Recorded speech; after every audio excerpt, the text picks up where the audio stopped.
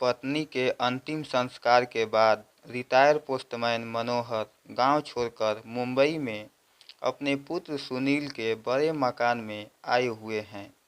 चाय पीने के बाद सुनील ने मनोहर से कहा, बाबूजी, आइए आपको घर दिखा दूं अपना। जरूर बेटा, चलो। सुनील ने आगे कहा, बाबूजी, यह आपकी बहू और मेरे सोने का कमरा है और इस कोने में यह गेस्ट रूम है। यह कमरा पालतू जानवरों के लिए है। एक कोने में बने एक टीन की कमरे को खोलकर दिखाते हुए कहा, बाबूजी, यह है घर का कबाड़ खाना। मनोहर ने देखा कि इसी कबाड़ खाने के अंदर एक चारपाई पर बिस्तर लगा हुआ है और उसी पर उनका झोला रखा हुआ है। मनोहर ने पलटकर सुनील की तरफ देखा, किंतु वह उन्हें वहां अकेला छोड़कर सरपट जा चुका था।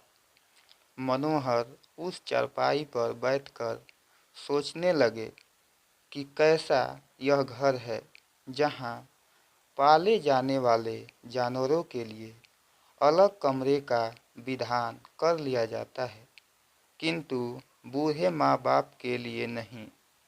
सुनील की माँ की सोच बिल्कुल सही थी। मुझे यहाँ नहीं आना चाहिए था। अगली सुबह जब सुनील मनोहर के लिए चाय लेकर गया तो कक्ष को खाली पाया। बाबूजी का झोला भी नहीं था वहाँ। वह झट से बाहर आया तो पाया कि मेन गेट खुला हुआ है। उधर मनोहर टिकट लेकर गांव वापसी के लिए सवेरे वाली गाड़ी में बैठ चुके थे।